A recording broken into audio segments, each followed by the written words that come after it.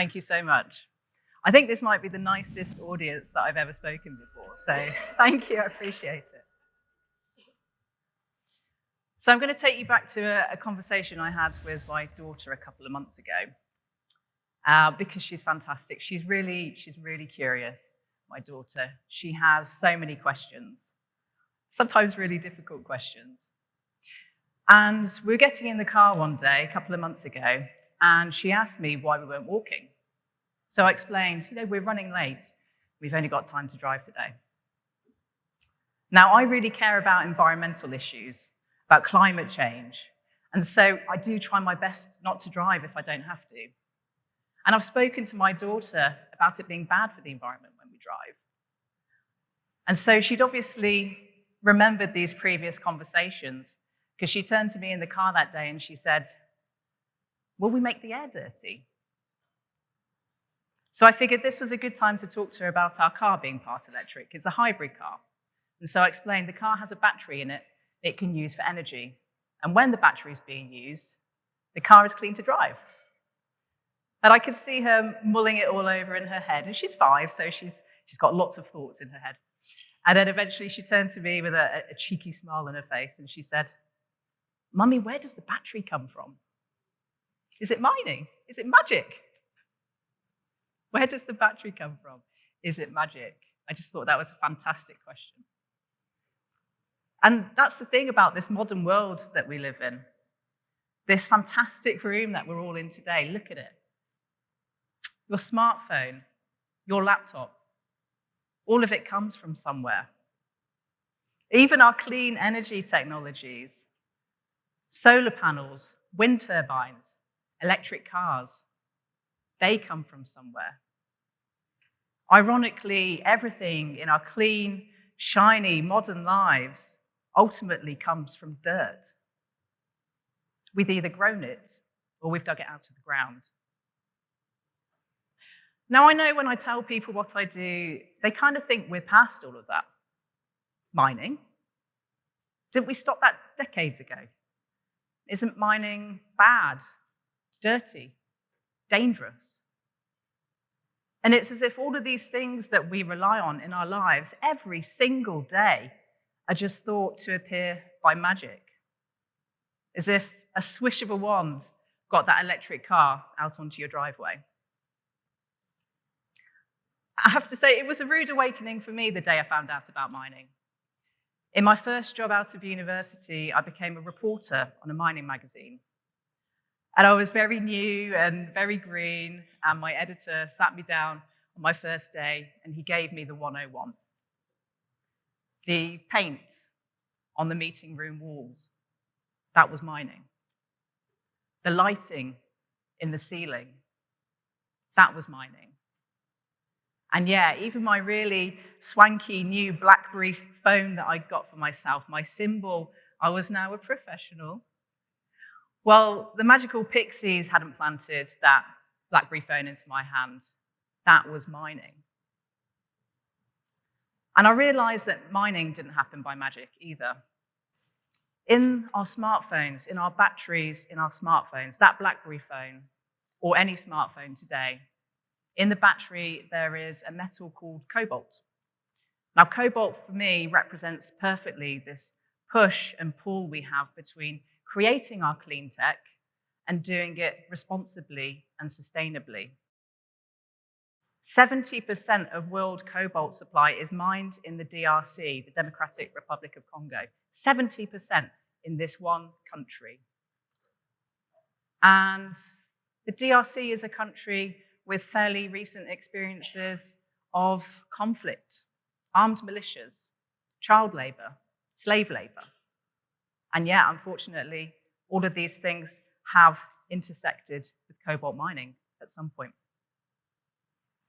But we can't do without cobalt, because it's not magic that stops your smartphone battery, your electric car battery from catching fire. It's cobalt.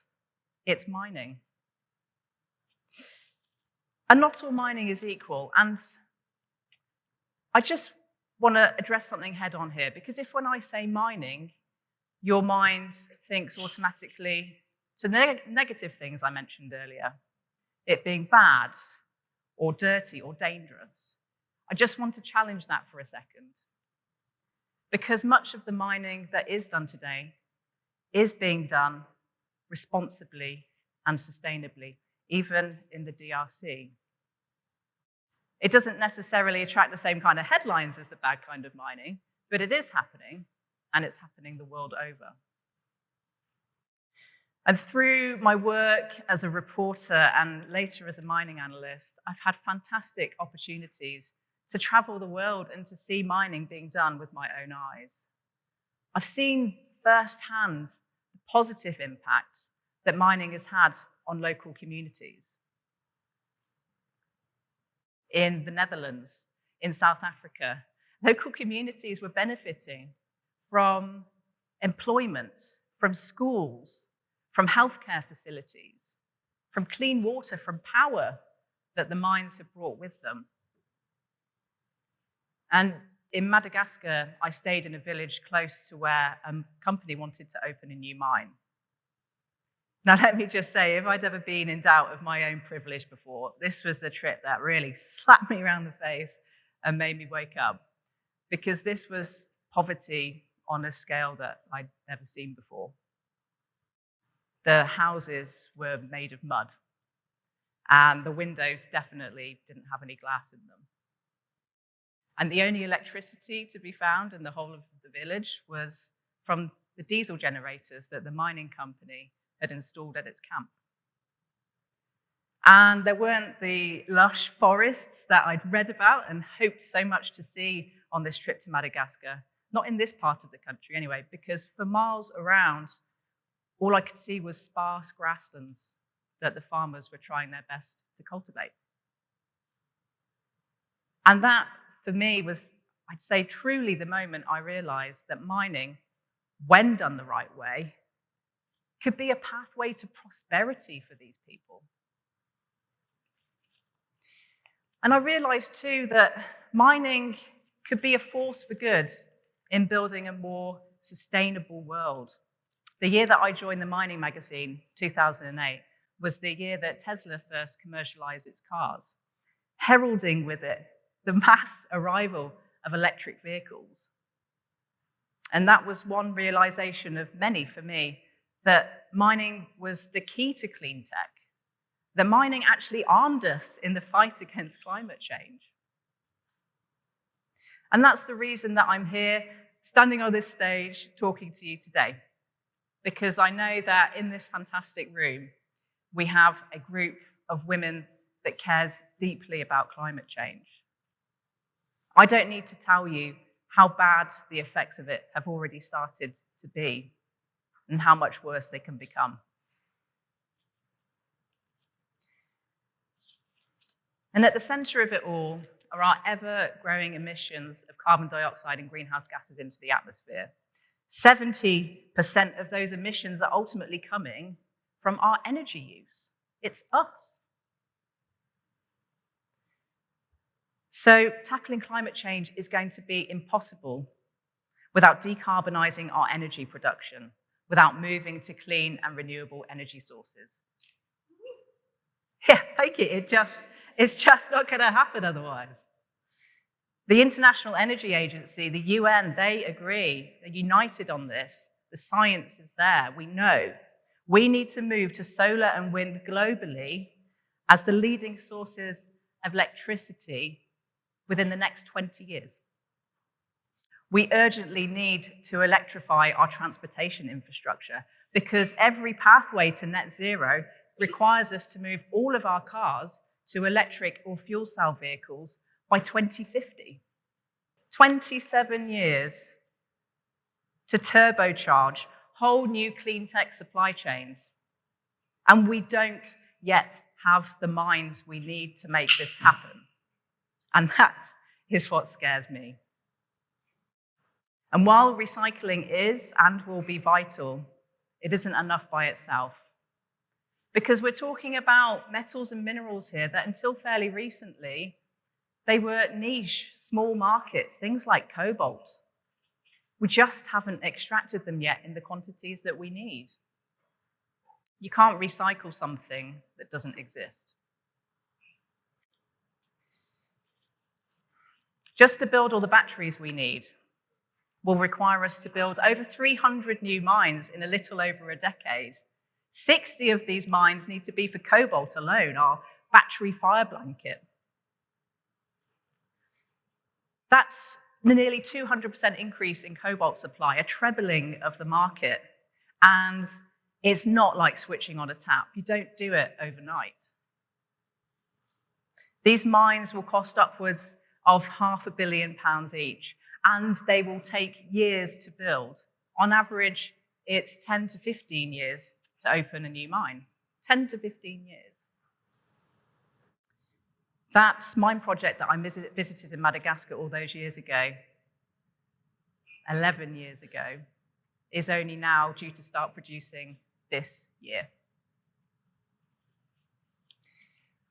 So it's crunch time, ladies. It's crunch time. We need massive investment in sustainable mining now if we are to have any hope of fighting climate change. We need mines, we need money, we need new ways of thinking. Because until we focus on mining, clean tech is just wishful thinking. In analyst speak, I don't want to get too technical on you, but in analyst speak, when there isn't enough supply to meet demand, one of the things that we expect is demand destruction. Well, if we don't have the mines that we need to create clean tech, we're talking about planetary destruction. And I don't say that lightly. So, to everyone in this room, I want you to ask yourself, how can I contribute to sustainable mining? How can I make clean tech a reality? Because we need you, we desperately do. Giving the world the mines it needs to fight climate change involves us all. It's finance, it's NGOs, it's education, it's marketing, engineering, IT, the list goes on. There's a role for everyone in this room. For me personally, my focus now is on outreach, speaking to schools and to universities to engage young people in understanding where it is all of their stuff actually comes from. Appreciating that in their hand, they hold a piece of the DRC, of Madagascar, in their hands every time they use their smartphone. So let's make a pledge now. I hope you'll join me. Let's make a pledge. Help with sustainable mining where you can. Maybe for you that looks like recycling. And who knows, between us in this room today, how many old smartphones and laptops and watches have we got tucked away in a drawer somewhere at home? I can see Sarah nodding very vigorously over there. You know, let's think about it. It's hundreds probably.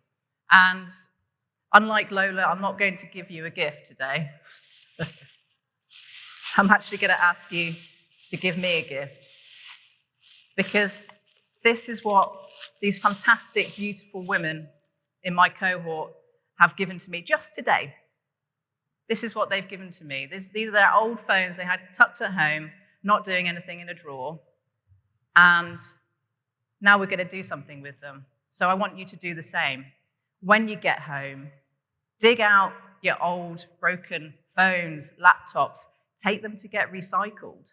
And maybe we won't need as many as 300 new mines to make our batteries. If, like me, you worry for the future of our planet, know that we have the tools to fight climate change. We've got this. We've got them all.